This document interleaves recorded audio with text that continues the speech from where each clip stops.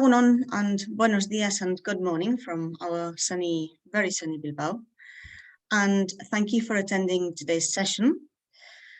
My name is Maria Fitzpatrick, Trade and Investment Advisor at Department for International Trade in Bilbao. And we have organized this presentation in collaboration with Bilbao Metropoli-30, the Association for the Revitalization of Metropolitan Bilbao. Soon I will pass on the word to you, Carlos. Carlos is Innovation and Technology Manager in Bilbao Metropoli-30. And today we have the Connected Places Catapult as our guest speakers and the company Humanizing Autonomy for a best practice case study. I'm just going to briefly switch to Spanish also for our local audience. And comentaros para empezar, y para aquellos de vosotros que no sepáis exactamente, no tengáis claro lo que es un catapult es exactamente lo que su nombre indica, una catapulta cuya misión es la promoción de la investigación y el desarrollo a través de la colaboración liderada de la empresa, los investigadores y la universidad en pro de lanzar ideas innovadoras al mundo industrial. Conseguir que esa innovación realmente se traslade al mundo industrial. Los Catapults del Reino Unido nacieron en 2011 de la mano de Innovate UK y ahora mismo hay 9 Catapults repartidos por sectores en 40 emplazamientos del Reino Unido. Son centros vivos, van cambiando acorde a cómo van progresando e innovando los sectores. Y bueno, siempre está bien tener un poco la vista puesta en lo que están haciendo. Hoy nos acompaña Connected Places Catapult y ellos analizan modelos de ciudades para desarrollar los proyectos en curso que tengan. Tienen un gran bagaje y una gran experiencia a nivel internacional, habiendo liderado proyectos tan emblemáticos como la transformación del Parque Olímpico Queen Elizabeth en Stratford tras las Olimpiadas o la zona de King's Cross, por dar una pincelada de proyectos más conocidos o cercanos, aunque como digo, trabajan a nivel muy internacional. Su enfoque es entendido 360, es decir, modelos de ciudad entendidos como inclusivos y amigables en materia de movilidad, en materia de movilidad inteligente, sostenibilidad, educación, vivienda, eficiencia energética, envejecimiento saludable, barreras arquitectónicas, entorno construido, etc. Lo que llamamos Smart Cities. ¿Y por qué están hoy aquí? Porque desde Department for International Trade y en conversaciones con Bilbao Metropoli-30 hemos pensado que era muy interesante traerles. Pues porque están acometiendo proyectos muy en línea con conceptos, con algunos de los conceptos estratégicos que están ejecutándose o gestándose en Bilbao y el Gran Bilbao.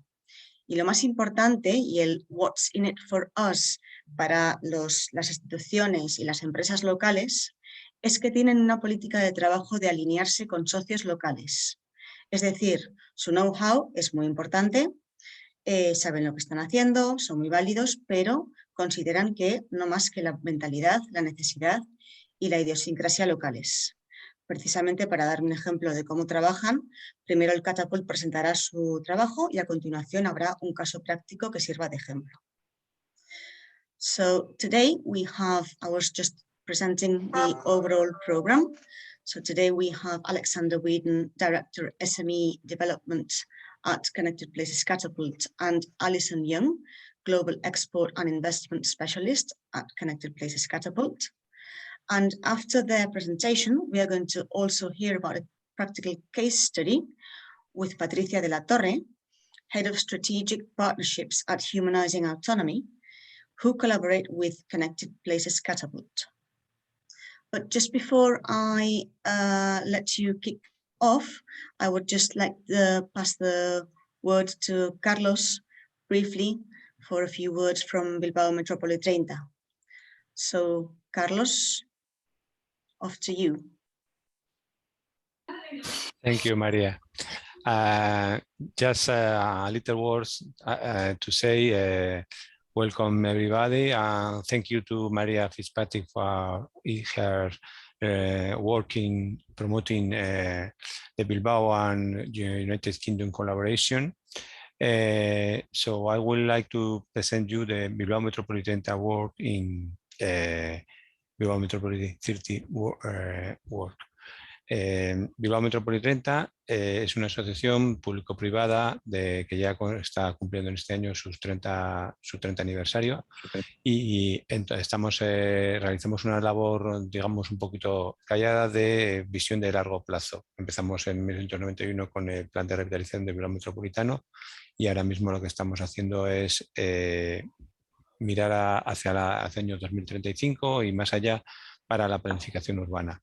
Dentro de ello, pues siempre estamos promoviendo la colaboración público-privada y uno de nuestros socios, de nuestra amplia variedad de socios, es el Consulado Británico, que nos propuso esta actividad para promover la colaboración entre empresas británicas y empresas vizcaínas. Simplemente, bueno, no me remito a más información que la que os pueda ofrecer en nuestra página web. Aquí el protagonismo lo corresponde a la iniciativa de Catapult, Connected Places, y simplemente, bueno, era lo que queríamos comentar, es un poco el porqué de esta reunión, que estamos aquí en esta reunión virtual de momento. Para que se promover esa colaboración público-privada y esa colaboración internacional, dentro que más que Bilbao siempre ha tenido un gran vínculo con el Reino Unido. Y sin más, voy a pasar la palabra a la siguiente persona en la agenda, que es Alex Weldon. Alex Weldon, the word is yours. Gracias. I think Alison's going to start for us today. You're going to do a hybrid, yeah, like a little bit each, yeah? Absolutely. Well, thank you so much, Maria. Thank you, Carlos. It's great to be here with you all this morning. I will share some slides with you. So one moment. Technology permitting. Hopefully. You can see the slides. So thank you so much for the introduction. We are the Connected Places Catapult and wanted to talk a little bit today about some of our case studies around smart mobility and the built environment, and focus on how we collaborate and partner, especially with SMEs. So I am Alison Young, a global export and investment specialist, and joined by Alex Weedon, who's Director of SME Development, who will speak to you all shortly. So just to outline who we are, the Catapult network was set up, I think, around 10 years ago by the UK government to accelerate UK innovation. And there are 9 catapults. We are the catapult that focuses on mobility and the built environment, so smart cities. But we have catapults that focus on medicine discovery, satellite applications, digital, high-value manufacturing, energy systems, and there are a few more. So we cover a huge area kind of innovation in the UK, and we were set up to accelerate the UK's capability for innovation, but also help focus on economic growth and development. So that's within the UK, but also globally as well. So very quickly, what is a catapult? So we are a not-for-profit organisation, and we are also a research technology organisation. So we partner often with academia, and we undertake research. We are a mix of business and academia in terms of sort of what we cover, and I suppose described as a centre of excellence. And one of the things that we say is that we make things happen. So we are a convener, we bring people together. So we bring government, both local and national, industry, so the private sector, and academia together. So we help them collaborate, cooperate, and succeed together, whilst we can help de-risk innovation, because that can be something that is off-putting. very much focused on supporting the UK government's agenda. There's something in the UK called levelling up at the moment, which is where the UK government are very focused on making sure that there is investment across the UK and not just in places like London, which traditionally gets a lot of investment, or maybe Cambridge and Oxford again, which do well. So looking at how we can spread investment across the UK, but our focus very much is that innovation around smart mobility and the built environment.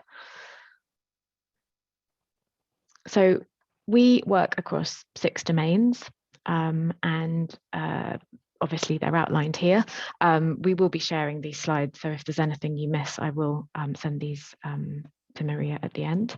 But we work with decision making and institutions, the built environment, well-being, so that could be healthy aging, mobility, public spaces, and then the critical infrastructure that ties everything together. We also look at market barriers and failures, and how we can help SMEs, help government, help academia overcome these. And we also have a 3-pronged approach to the challenge. So we partner with places to boost demand for solutions. We work with businesses to increase the supply of products and services to meet the demand. And we disrupt poorly performing markets to create new commercial opportunities for innovators. So we do very much focus on creating new markets and opportunities for UK SMEs. So our activities take sort of 3 forms. So we connect the market, we spark new possibilities, and we accelerate commercialization. So it really is focused on taking maybe it's research from an early stage and taking it through that journey so it becomes something that is commercially viable and can be fully exported. And I think Alex is going to talk to you a little bit more about that process later. And we, as I've said, have these kind of areas that we align with the UK government. I mentioned levelling up. The other key one, which I think is key for everyone at the moment, is accelerating that transition to net zero. We have COP26 in a couple of weeks' time, so it's something that is very much on the agenda in the UK, but also globally. And again, another one which has affected us all is that restart and recovery post-pandemic. And I think I did see some research that Bilbao Metropoli-30 had done around post-pandemic recovery, and it's something that we've looked into as well with the report available on our website. So again, this just gives an outline of our capabilities and expertise across the sort of technology sector, the sphere. We have offices in London, Milton Keynes, which is about an hour north of London, Leeds, and then in Glasgow as well, up in Scotland. So we cover a wide range of capabilities and expertise. We have a lot of specialists that work with us. We work with a lot of advisors, and also, you know, where maybe we don't have the skills necessarily in-house, we would collaborate, we would partner with organizations, because that's really, we're focused on making sure that whoever we're working with, our clients, would have the right people as part of that kind of delivery team. So very quickly, and I'm sure a lot of you sort of understand smart cities, but we have this sort of view around what a smart city is, and it's made up of sort of different segments, and all of the, I suppose, all of the different segments are impacted by each other. So we've got society, quality of life, where we mentioned maybe the healthy aging piece, environment, government, obviously around regulations and policy, the economy, how that affects things, and us looking to very much kind of accelerate and help economic development wherever we're working, the mobility piece, and then back to society. So I think if you intervene in sort of one of these areas, it can drive outcomes in others as well. So depending what sort of areas we are looking at within that smart city piece, we take that approach to look at if we're running a particular project, we would baseline the information, then benchmark. If we're looking maybe at cities, we have some really interesting tools. We have a global city typology, which is a data analysis tool where we have gather data on a number of cities globally so that we can understand using different indicators where they are in their mobility and smart city journeys. We're also looking to do that in the UK as well, and that's a really interesting tool, and I'll come on to some use cases later. So one of the pieces of work that we have been doing is looking, this has been UK focused, but understanding what an innovation place is. So looking at a strategy that can drive a local innovation economy, which provides long-term benefits. And there are a number of different models in terms of what this can look like. As you can see here, we've got 4 of those models there in terms of you have a mature innovation district, and we've got a large-scale innovation corridor. We sometimes say that the corridor between Liverpool and Manchester is known as a kind of innovation corridor. You have something like a multi-stakeholder quarter, and Maria, I heard you mention King's Cross Knowledge Quarter. That would be a multi-stakeholder quarter in terms of being kind of in the city, but having community groups, landowners, students, housing associations involved within that ecosystem too. And then the one everyone will know is that kind of university-owned campus, which is kind of a core innovation place. So again, one of the things that we did was published a report around the hubs of innovation, looking at ways that local authorities, local government could see where they were on the journey, with tips and tools on how they could move themselves forward in terms of that journey of becoming a sort of innovation hub. So we do have events, and I will again share the information at the end in terms of sort of signing up to our newsletters and registering interest in events. We also have podcasts, reports, playbooks, all sorts. So a lot of really interesting and exciting resources around mobility in the built environment. And then very quickly, I mentioned the hubs of innovation, and those are the 6 stages that we have identified in terms of the journey that a place would take. Again, the link is there, this will be shared, but I just wanted to sort of give an introduction and a short overview, I think, in some of the kind of thinking we have around the built environment. But now I will hand over to Alex, who will give a really interesting and in-depth outline of his team and the work that we do with SMEs. Thank you.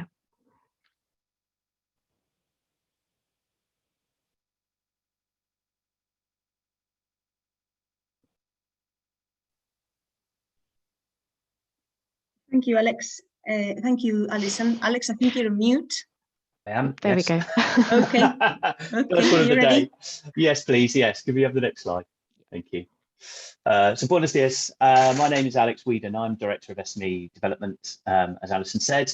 It's a real pleasure to speak to you today. Thank you for that. And I'm looking forward to sort of maybe taking you through the approach that we take working with innovators, particularly small, medium-sized businesses, SMEs. But as Alison's already explained, SMEs working in isolation they're a great source of innovation, but they are not the be-all and end-all. So we take an approach that we hope, which we've seen bring new technology, new products and services to market, and can help bring new ideas to rejuvenation projects in places. And our program of innovation support, we look at in the form of a pipeline. So we can work with innovators and ideas, whether they be from the academic sector or from early stage SMEs or later stage SMEs, at any stage of their development, really, to engage with them sort of on an end-to-end basis, or as and when they need us along their journey to market. And this helps us to create a pipeline we call PhD to PLC, which drives academic research effectively through to market and global exports. So part of that is about driving more impact, more opportunities out of the academic research, but also supporting businesses all the way along the journey. Everybody's heard of things like the Valley of Death, but actually there isn't really one single Valley of Death. Every step along the way needs, new ideas, new technologies need support in order to meet the needs of the market going forward. So next slide, please. And it's dependent on having a really good handle on what the innovation ecosystem looks like. So this slide is an example of the different interventions and activities and opportunities that exist for innovators. And if you look at the left-hand side of this slide, that's kind of the earlier stage pieces of research coming out of academia, turning that research into product ideas for products and services, proving the concept of those ideas, developing them into minimum viable products, and then moving them through to markets. And in the UK, we have a really well-respected academic sector, extremely vibrant, innovating SME sector, and we have a really supportive research and innovation funding structure, mostly through Innovate UK, which is our innovation agency, government innovation agency. But actually, across the board, there are foundations and charities that fund opportunities, and of course, things like Horizon Europe, which the UK is still part of, despite the dreaded B word, and that gives us that ability to move products and technology ideas forward. But we still really see innovators struggling to get those ideas into the marketplace. The domains that we work in, that Alison identified earlier on, are dominated really by low margin and quite traditional supply chains in many cases, and they're often dominated by public procurement practices that aren't always very friendly to new innovations and new technology ideas, even if they're solving very traditional problems, let alone if they're trying to enter into a completely new market like, the future of aviation, where people are flying drones all over the place. So where innovators are really trying to create new products and services that solve that existing problem, or enter into or create a new market, they need to demonstrate a really clear route to market to satisfy investors in particular that they will have that return on investment. And our solution to that effectively is a kind of a mechanism for connected innovation. We are the connective tissue, if you like, that supports that progress through those different interventions. And some of those interventions, the ones surrounded in yellow there, are things that we directly can be involved in as Connected Places Catapult. We've done those. We've run programs for PhD students. We've run accelerator programs. We've also done we've also supported earlier stage grants for organizations like the Department for Transport in the UK. So we can either connect the things that we're not involved in and the things that we are involved in to help drive technology forward. And that's the beauty of the Connected Places Catapult in the way that we're set up, in the sense that we're neutral. We're not there to compete with other things that are in the marketplace. We're there to amplify and make those work more efficiently for innovators. If we could move to the next slide, please, Maria. So a good example, I'm going to use some examples of our recent accelerator programs, because they act as almost like a really good microcosm of our approach to this, both from all the way from earlier stage TRLs and technology readiness levels to market. As a quick overview, we've covered 5G, intelligent mobility, high-speed rail, smart cities, air quality, and all of them are effectively, we use the same approach. We try to programmatize the innovation pathway, which maximizes the chance of success for those businesses and also for the wider market. So effectively what we do is we create a safe environment for innovators to interact with existing market participants, to collaborate and trial new products and services with local authorities, with other stakeholders in the marketplace. And that helps them build commercial relationships, which then leads to further investment and growth. And these stats are the last couple of years. We've run these 5 programs in the last 2 years. We've had 660 applications.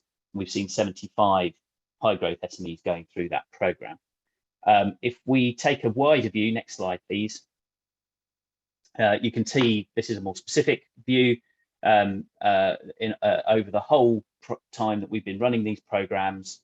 You can see that the results speak for themselves, really. We've had over 950 applications for, well, actually it's 90 places, 17 industry partners. So that's the tier ones and industry participants, incumbents that are already large industry players in the marketplace.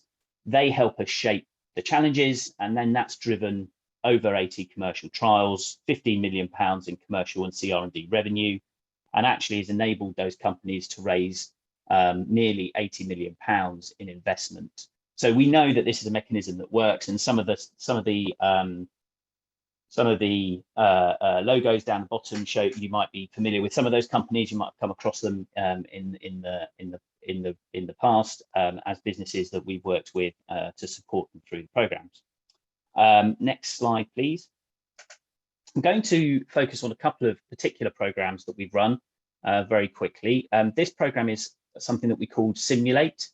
It was a collaboration between ourselves, a local authority, Staffordshire County Council, the University of Kiel, and a large industry participant, which was Amy. Used to be, might still be part of Ferrovial, but I think they're divesting the Amy business, or they've just divested the Amy business.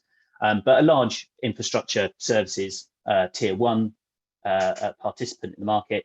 And this program was focused on looking at mobility and air quality, and included a test bed and some funding to support SME demonstrators. So you might see that a lot of these examples are focused on e-mobility and mobility solutions, but I thought I'd just pick out a couple of companies that are working on air mobility, air quality in different ways. The first of these is Biotecture, which is an active green wall. They've maintained these for 200 public and private sector clients now. And effectively, it brings benefits to health and well-being, it improves air quality, and enhanced biodiversity in a particular region. They also have a thermal benefit to buildings, keep heat in and stop heat getting in. And in this particular demonstration, they integrated what they call their active air unit into a playground shelter, effectively forming a barrier between a busy dual carriageway, a busy road, and the school. And effectively, the unit draws air through the wall and it removes pollutants, including things like particulates and nitrogen dioxide, and improve, effectively as a biofilter. And the air quality tests have shown that this has actually improved the quality of the air on the other side of the wall. And the other company that I was going to flag out here is a company called Is Clean Air. They have effectively, well, they call it an air pollution abatement technology, and it doesn't use physical traditional filters. It's actually based on a water system and operates at a ground level, so it doesn't take up space on above ground, and effectively delivers a really cost-effective way of filtering air, and takes out many types of pollutants, including viruses and bacteria that might be present in the air. So that's a really good example. Next slide, please, Maria. And again, this is all adding up to the big bit, the big numbers at the top. But we had 125 applications in this program. The companies in this program so far have raised between them about £5 million in investment. We've introduced them to we've facilitated 226 commercial opportunities for them. We've had 35 trials out of this program, and 14 actual contracts have been awarded so far. So, really good, solid impact, solid examples of where local authorities and SMEs can work together to bring new innovations to change the way that we manage the environment. Next slide, please. So again, a quick example, but this is a different one. This one is related to High Speed 2, which is the high-speed rail project that's running between London and Birmingham. It is one of, if not the largest infrastructure project in Europe. This was a slightly different approach because although we're talking about high-speed rail, in fact, it's not really a railway yet, it's a construction project. So this program's been focused on trying to help address some of those construction challenges using that connected innovation approach that I talked about earlier on. And restoring biodiversity has been a big problem for them, and doing that in a really effective way that also then helps with the carbon capture. And they worked with a company called Dendra Systems, who restored natural landscapes through using a kind of a data ecology analysis system.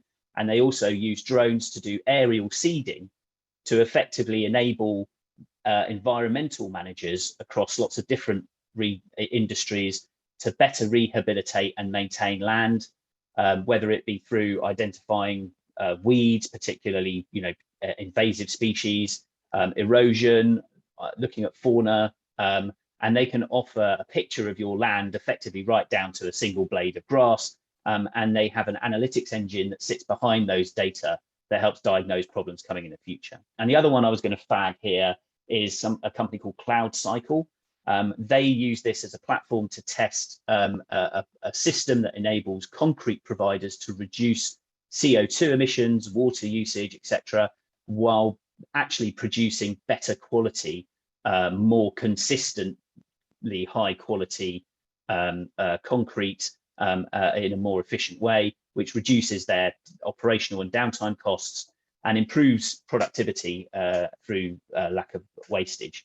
And HS2 are going to use this system to reduce their concrete waste by 420,000 tonnes, and it will save the construction project £25 million in lost in wasted cost, cuts CO2 by 50 million kilograms over the life of the construction program, and saves 2.6 million litres of water. And that's a really simple system that just sits on the concrete lorries. It's amazing. So next slide, please. I'll just quickly highlight some of the great successes from this program. And effectively, we've had 2 programs complete out of this one, 5 SME cohorts. So that's 10 SMEs in total. We've just literally found out over the summer that 2 of those companies between them have raised $30 million in investment. It's not on here yet, but it will be, believe me. And we've enabled them to get £850,000 in CR&D funding, and we've run a number of different trials with the tier 1s and joint ventures that we've introduced them to. So we've had 4 commercial trials out of that. And so you can see that by using that kind of that programmatic approach to innovation, which also links to procurement processes, because High Speed 2 and all the local authorities in the Simulate program, they're all public authorities. They have to abide by procurement rules.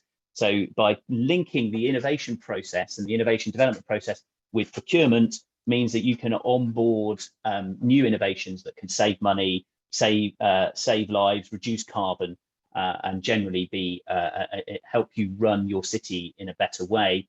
By using that mechanism, we can really produce very strong results, but it's all based upon that ecosystem and managing that ecosystem in the right way. Thank you. I'll pass back to Alison now.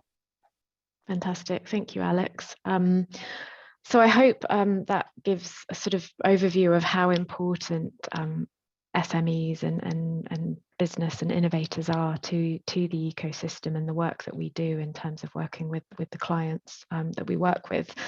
I'm very conscious of time, so I'll sort of whiz through these slides, but just wanted to give you a bit of an overview in terms of the global work that we do undertake.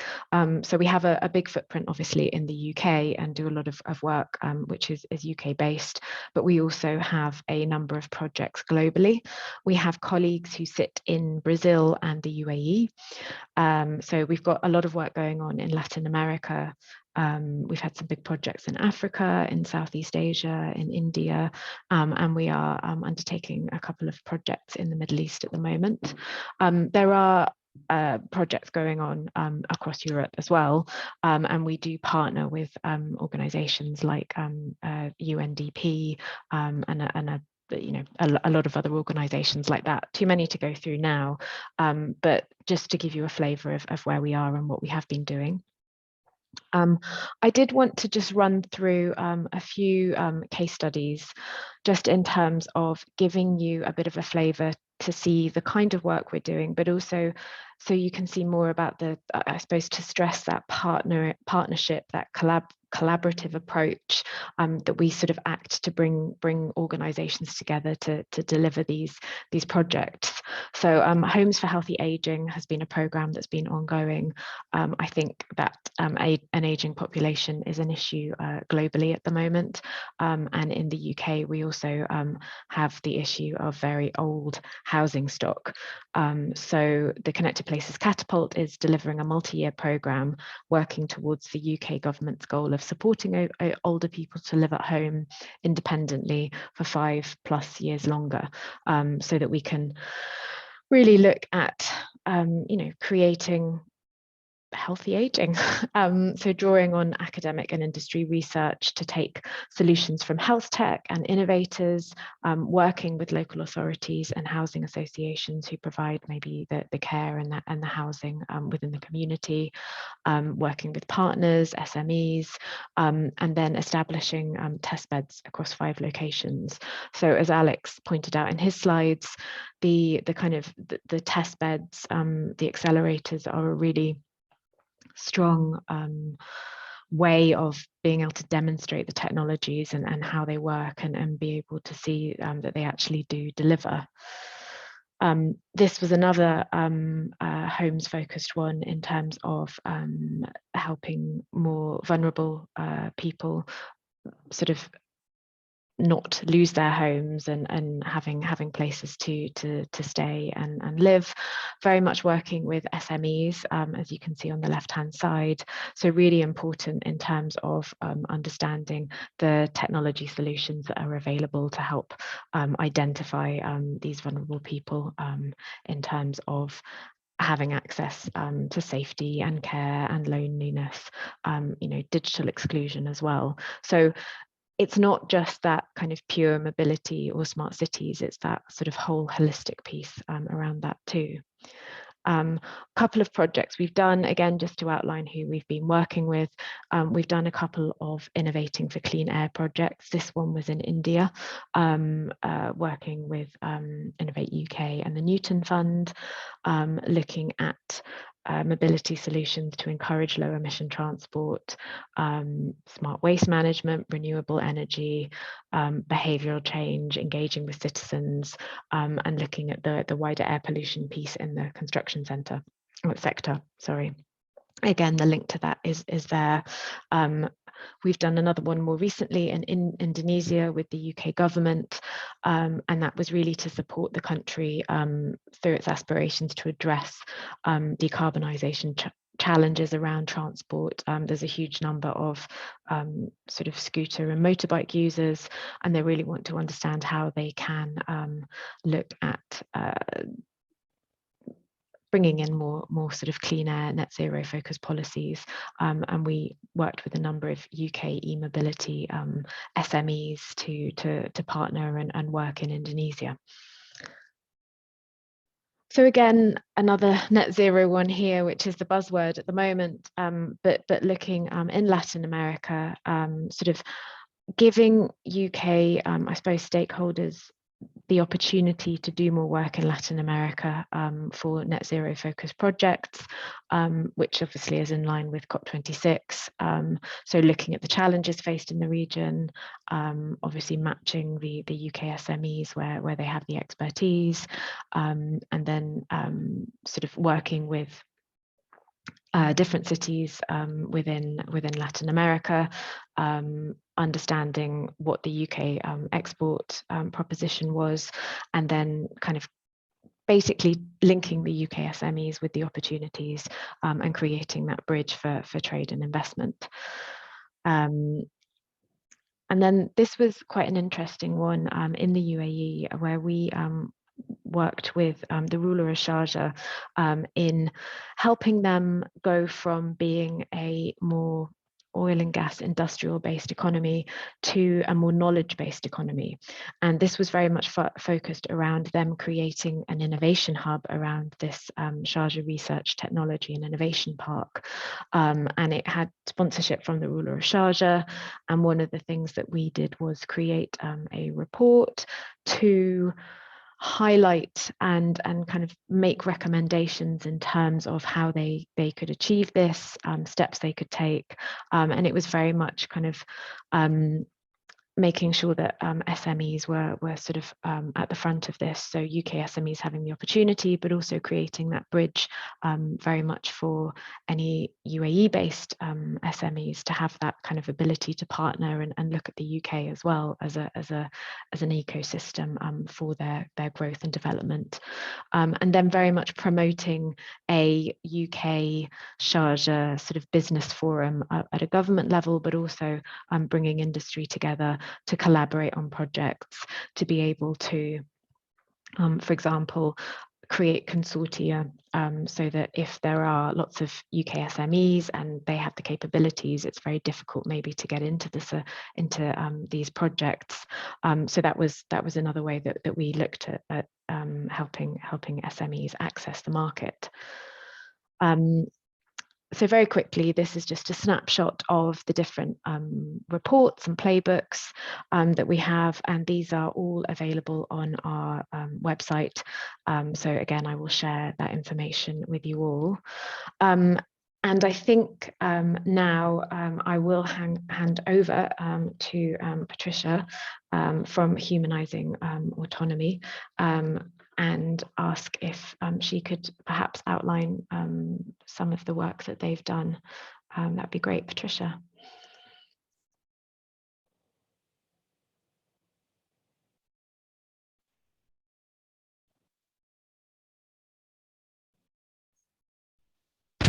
Patricia, you are muted. There you go. Thank you. It feels like Monday morning, but it's not.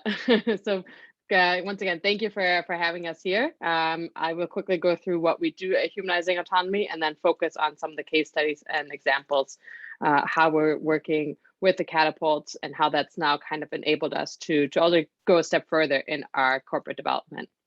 So what we do is that we have what we call a behavior AI platform, or a software that is able to analyze, understand, and predict human behaviors. So we come from autonomous vehicles, but have now deployed in driver assist systems, so on buses or fleet vehicles, CCTV or infrastructure cameras, construction sites, manufacturing. So anywhere where you have people moving around and where their behaviors are really either safety critical, or also talking about efficiency, talking about improving processes, urban infrastructure planning. So really kind of bringing the human, the person, back to the forefront in a lot of these different assets. What we also do, and we've spent a lot of time with the catapults over the years talking about this, is ethical AI. So we don't track, trace, or identify. We don't do any facial recognition, because if we're doing AI and video-based analytics really quickly, it becomes a data privacy question. Customers are always asking about this information. So that's really important, kind of a differentiator. I mentioned that we're not just from one sector, and this is actually when you think back to the slides that Alex showed, really the cross domain and smart cities or other things. A lot of times what happens is that when you're talking to potential customers, they view things in a silo. They only think of their one problem and they want to solve it. But with artificial intelligence, you have the opportunity to do multiple things together to optimize not just sustainability, but also bring in safety, for example. And so here it's really helped us in understanding how we can have, from autonomous vehicles, actually all these other markets at our doorstep. And so that's what we're doing. I've talked about the different use cases. We're talking about real time, so alerting a driver when a pedestrian is stepping out in front of the road or before they do it. but also cloud analytics. So historical data analysis. If you think about infrastructure cameras that are at a traffic light, they're collecting, 8-10 hours of video footage a day. That's a lot of information for a city to understand, for public transport operators to understand. When you think about bus stop behaviors, safety situations. So really, this is an opportunity to bring those domains together. And that's how we're focusing on these topics. Something else about us, just also as the background. So we founded in 2017 by 3 students here in London. But obviously, as you've seen, we've grown. We're now a team of 33 this week. We're going to be announcing our Series A funding this week, next week, hopefully very soon. So there's been a really strong growth even during COVID. So this is another example of where the Catapults, the ecosystem that we've been able to develop, understanding the growth. We as an AI company are really, really keen on diversity. So we have a 50-50 male-female split. So that's also where Catapults can help. They help us understand access to the talent, how to do things, how to approach things. So that's really kind of a good overlap. And so as we've grown, it started with the intelligence machine garage and these kinds of things, now into actual talking about IP support. What have we done on this topics? So a lot of the kind of the growth questions that from startup to SME, based on the questions that were already going on in the chat, that's kind of how we see our growth as well. We started with 3 people. We now consider ourselves a company and much more adult, I would say. So who we're working with and how this all fits in together, as I mentioned, because we're not just one sector focused, it's a lot of different pieces coming together. And throughout the years, what's happened is that through the Catapult case studies, through understanding, and we've talked a lot about procurement with them. As Alex mentioned, procuring AI is really difficult for a lot of organizations to understand the possibilities. So how do we make that simpler? How do we make it understandable and relatable? So you see, really, it's a lot of commercial entities, but where we probably intersect the most is with the academic, the city angle. So here in London, we're very fortunate that we have a lot of entities that want to trial, that want to deploy things. But bridging that gap is really where we've probably worked the closest. So here's actually 2 case studies that, while they're maybe not 100% related to the Catapult, what has happened here is that we've been able to work together on also kind of the marketing and the comms piece. So we know that they're a trusted partner, that when we have a case study, a press release, they are able to kind of disseminate that information to the right stakeholders. And then it's about also understanding and linking opportunities.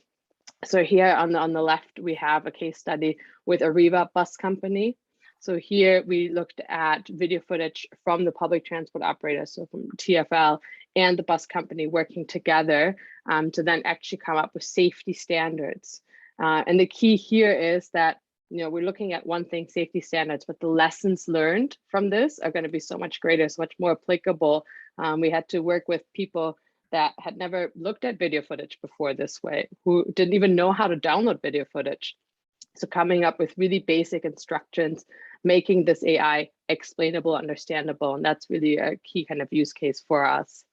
The other one here on the right, which is still going on, and then another piece, an example of how London is working together with a variety of sectors, is the Mayor of London Civic Innovation Challenge, which is supported by TfL and brings in other pieces to it. So a really good example of how these topics that we're tackling, safety, sustainability, and having freight as a partner, because they're very good first adopters of these technologies.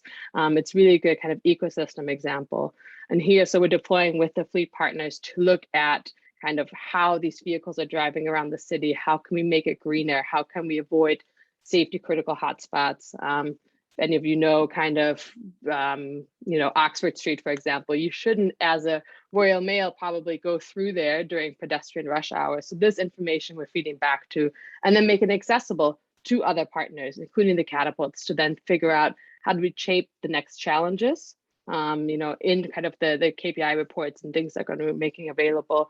The key here is to have that ecosystem approach and to have multiple people understand the problems. And this is really where the Catapult and works together with the SMEs and other sectors. I'll end there. Love to talk more, but I know we're tight on time, so happy to answer questions.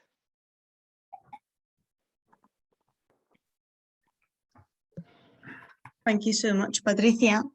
And thank you so much, Alison and Alex as well. I've seen that we had some questions on the chat. And I would like to know if our audience would like to ask any more questions. You can do it either in writing or just go ahead in case you are not shy. You can also follow up with questions afterwards if you prefer to do them individually, of course. No, nobody. I see that there was a nice mixture here from in the audience from the Bilbao town hall side of the business, who are always looking for what can be done in Bilbao and have strategic partnerships with different countries. So they have been following. Also Tecnalia, who's a technological large corporation here, also very proactive. We had PwC, we had Invest in Bilbao, we had the development agency of the Basque country. So I'm happy with the audience who was listening to you because it was the appropriate one. And I don't know if anybody else wants to chip in, or Carlos, anything else to say? This is your last chance for questions.